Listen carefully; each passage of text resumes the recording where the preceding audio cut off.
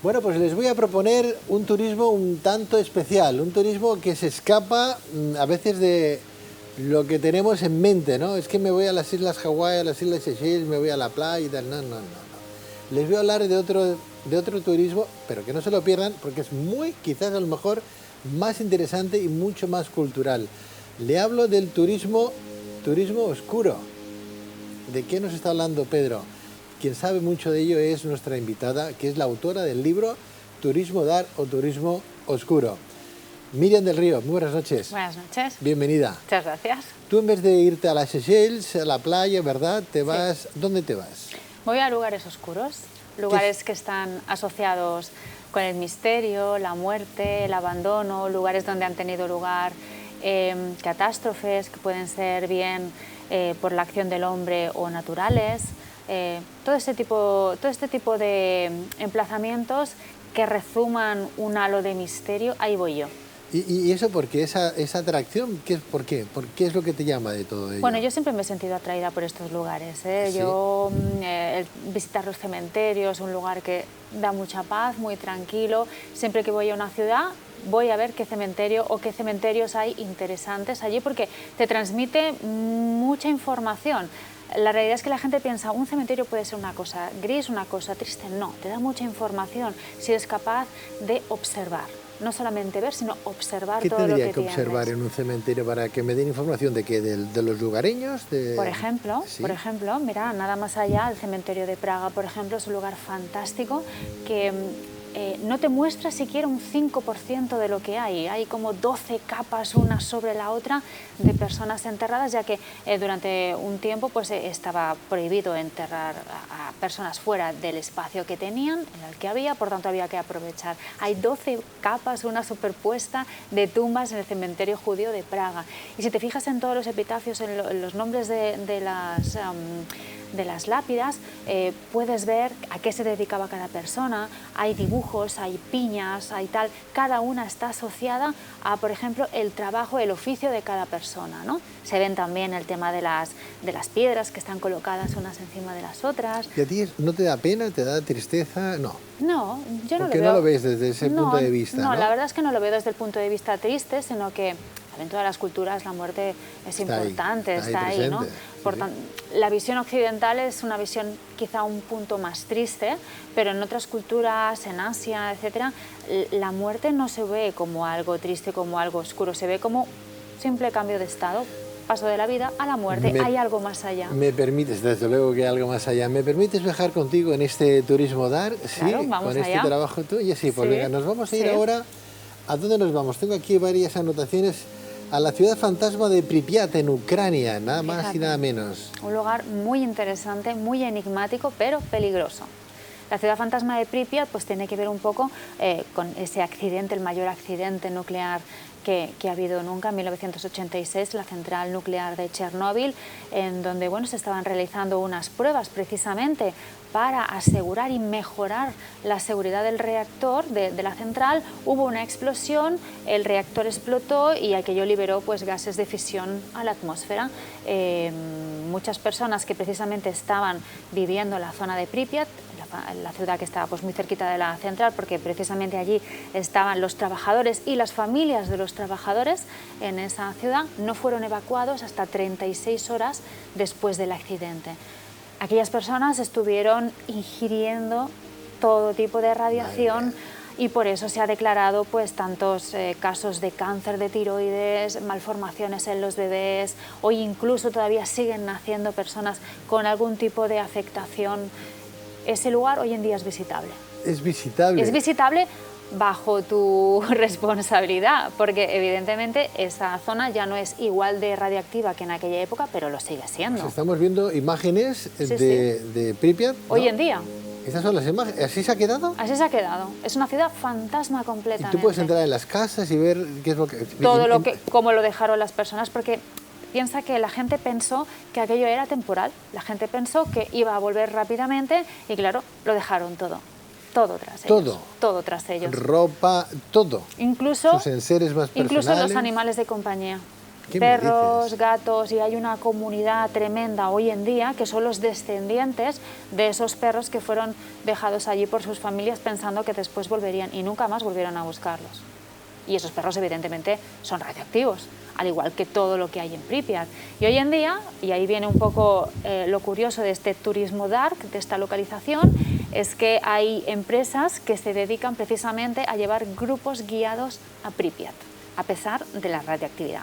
Pero esta radioactividad no desaparecerá hasta dentro de 300.000 años, es una barbaridad, ¿no? Exactamente, es decir, que tú hoy en día, si visitas Pripyat, no es la misma radiación la que hay hoy en día que la que había hace 33 años, pero evidentemente es radioactiva.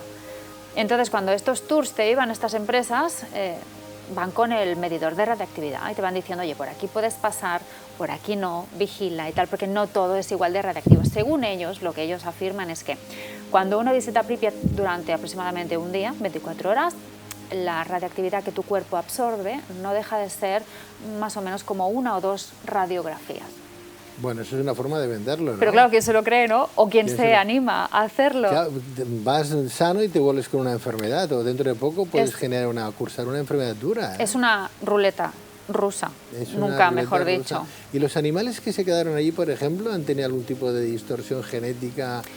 No se ¿Han sabe copulado entre ellos? Sí, sí, claro, abandonados? claro. Es decir, los animales que hay allí, pues pululando por allí, son los descendientes de estos animales que se quedaron olvidados y, pues bueno, cada uno, bueno, hizo lo que ¿Cuánta pudo. gente vivía en Pripyat?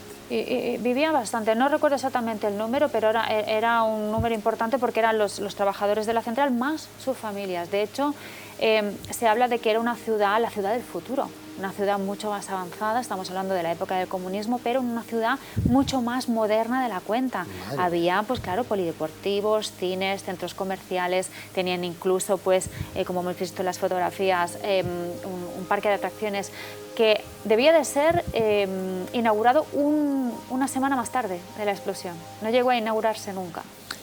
Vaya turismo oscuro, ¿no? Sí. Visitar Pripyat, ¿no? Sí.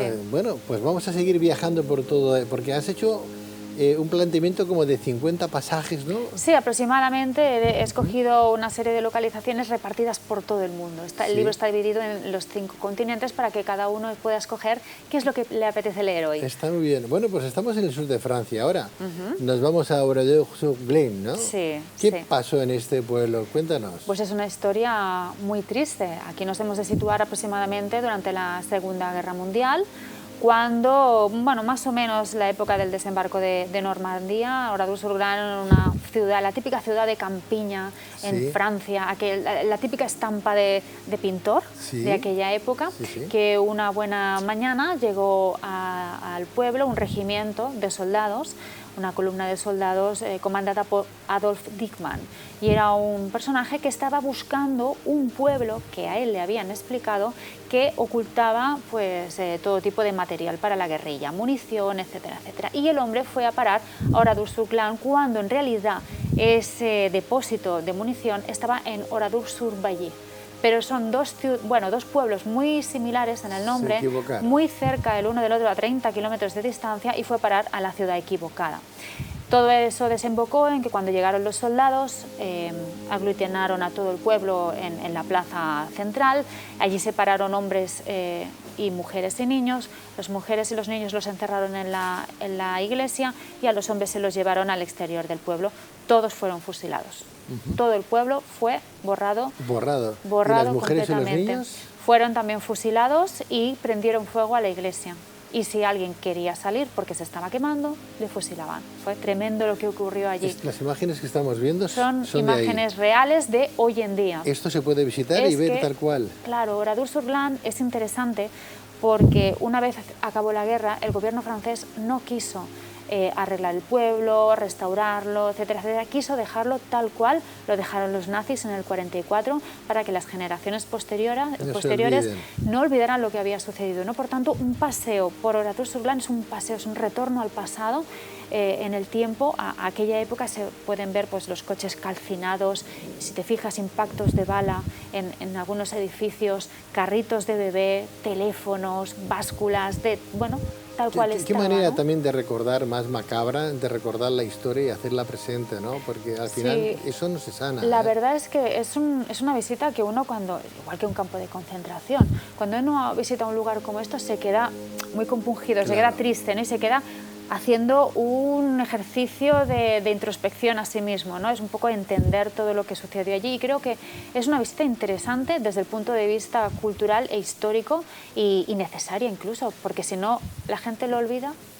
Turismo Dar es el libro que nos propone Miriam del Río, un libro muy interesante, hay que leerlo y además disfrutar de todas las imágenes que ella nos está ofreciendo, las imágenes que les estamos ofreciendo a todos ustedes. Cambiamos de continente, Miriam.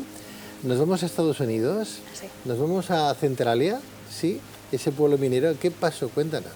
Pueblo muy curioso, en los Montes Apalaches, en Pensilvania, que bueno, desde el siglo XIX era una zona importante en la industria minera.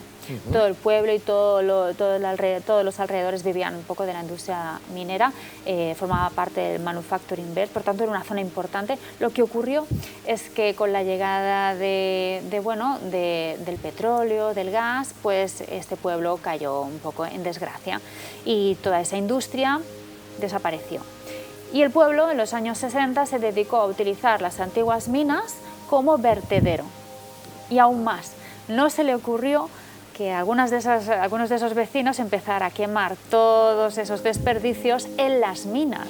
Qué inteligentes. Claro, muy inteligentes, mucho. Lo que ocurrió es que al final lo que iba a suceder es una veta, una chispa, encendió una veta y, bueno, claro, todo el subsuelo de Centralia son grutas tremendas de minas, de carbón, bueno, inimaginables.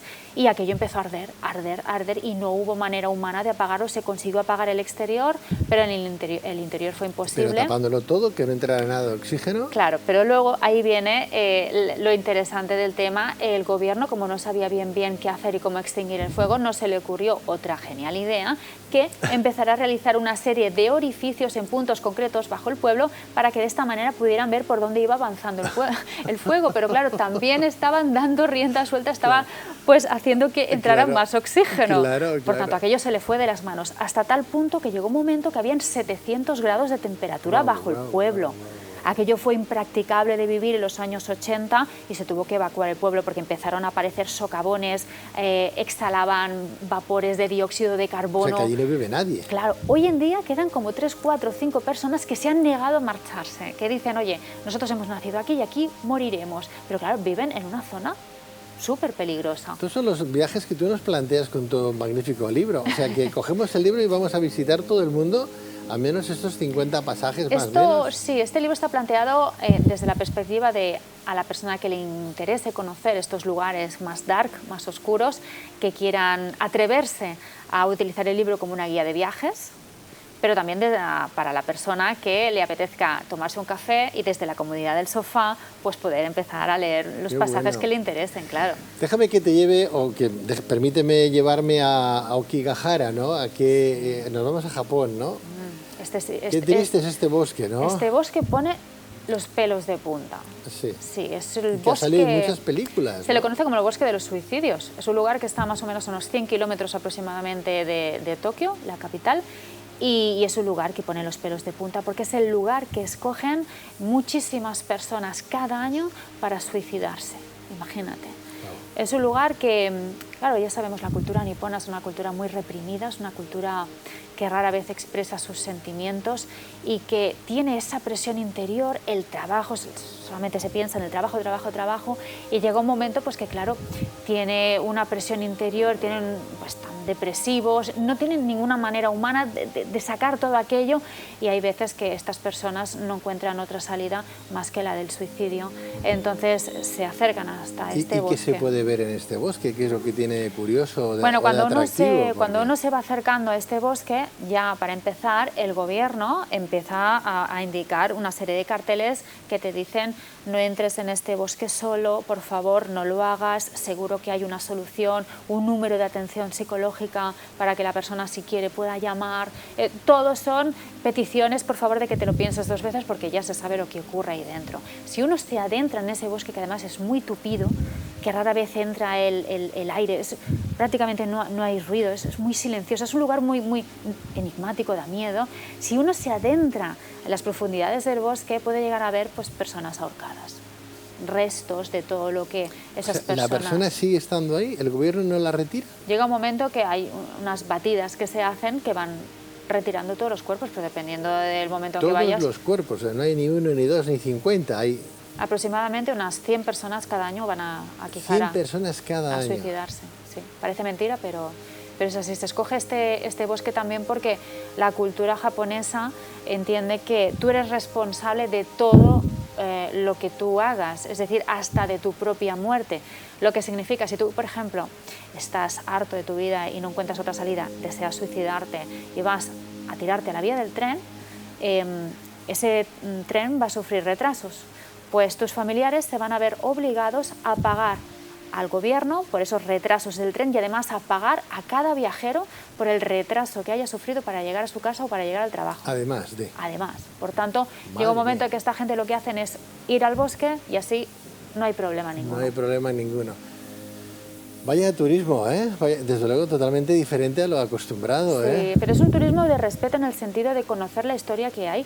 Evidentemente hay lugares que son más accesibles que otros, pero es un turismo histórico en el sentido de cultural, de conocer, no solamente de visitar un lugar, sino de ahondar en él, de tirar del hilo y ver cuál es la historia que hay detrás, porque a menudo lo que nos encontramos es un espacio histórico, cultural.